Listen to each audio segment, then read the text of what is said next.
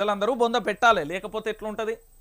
రేవంత్ చెప్పినా వడ్లు కొంటలేరు, వారం దాటిన మార్కెట్లలోనే ధాన్యం ఇప్పుడు కొనలేమంటున్న అధికారులు.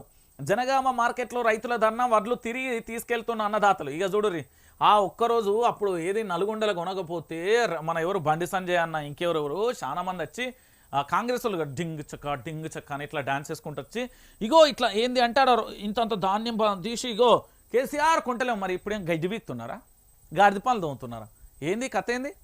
చెప్పురు వడ్లు కొంటలేరా అని వాపస్ తీసుకుపోతారు. ఏడబోసుకోవాలి అవి రైతులు, ఏడబోసుకోవాలయ్యా. వాళ్ళకు ఉన్నదే చిన్న ఇంతంత అర్రా, ఆ ఇండ్లలో ఏడబోసుకోమంటావు? పండించింది అమ్మనీక దాసుకోనీక? ఒకప్పుడు తెలంగాణ అంటే అన్నపూర్ణ, ఇప్పుడు తెలంగాణ అంటే ఆగం బతుకులు అయిపోతున్నాయి.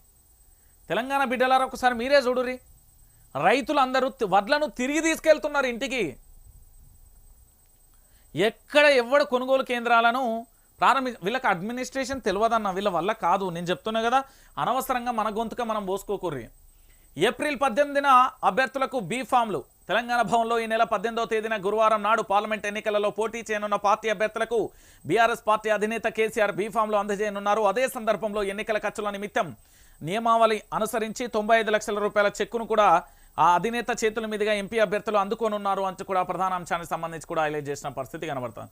సో మొత్తానికి ఏప్రిల్ 18న అభ్యర్థులందరూ బీ ఫామ్లు తీసుకున్నాడు కాదు, ఆ బీ ఫామ్తోని మీరు ఇట్లా పోతే బీ ఫామ్తో మళ్ళీ గెలిచిన సర్టిఫికేట్తో తిరిగి రావాలి. మీరు ఏం చెప్పాలి తెలంగాణ ప్రజలు తెలుసా? ఓ రైతన్న 24 గంటల కరెంట్ వస్తుందనే, వస్తలేదు. ఓ రైతన్న నీళ్ళు వస్తున్నాయా, రావట్లే. ఓ రైతన్న రైతు బంధు పడ్డదా, పల్లె. ఓ రైతన్న రైతు బీమా వచ్చిందా, రాలే. ఓ రైతన్న నువ్వు పండించిన వడ్లను కొన్నారా, కొనలే.